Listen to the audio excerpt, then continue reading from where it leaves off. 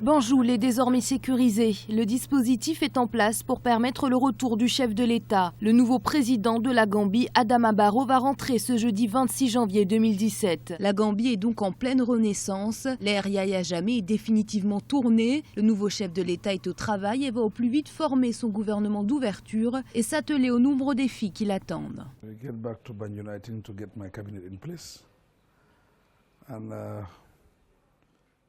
J'ai l'intention de mettre en place mon cabinet dès mon retour à Banjul. Ensuite, nous créerons une banque des expatriés et nous rassemblerons nos techniciens afin de débuter le travail.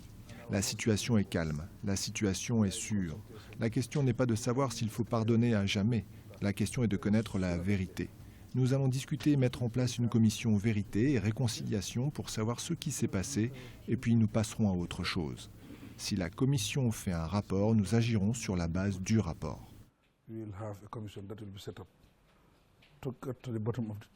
Les autres chantiers de la Gambie sont conséquents. Les premiers défis du nouveau gouvernement seront économiques. La Gambie est parmi les pays les plus pauvres. Son PIB par habitant s'élevait à 384 $ en 2015 et le taux d'alphabétisation atteint à peine 50%. Par ailleurs, 60% de la population vit dans la pauvreté. Pour y remédier, le président Adama Barrow compte s'ouvrir aux partenaires extérieurs, à commencer par la République populaire de Chine. La Chine a eu une relation de longue date avec la Gambie, en particulier pendant la Première République et la partie postérieure de Jammeh.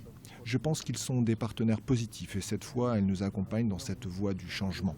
L'ambassadeur chinois est venu me voir. Nous avons longuement discuté et je pense qu'il y aura beaucoup de contacts entre la Gambie et la Chine.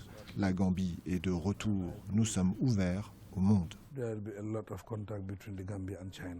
Adama Barrow enfile donc le costume du président de la Gambie dans un contexte difficile pour le plus petit pays d'Afrique continentale. Pays qui compte 1,8 million d'habitants, dont 46% ont moins de 15 ans. C'est aussi le pays le plus densément peuplé d'Afrique de l'Ouest, avec 170 habitants au kilomètre carré. L'agriculture demeure la première ressource, en dépit des difficultés du secteur de l'arachide. Le sous-sol gambien contient bauxite, phosphate et pétrole, mais ils ne sont pas exploités.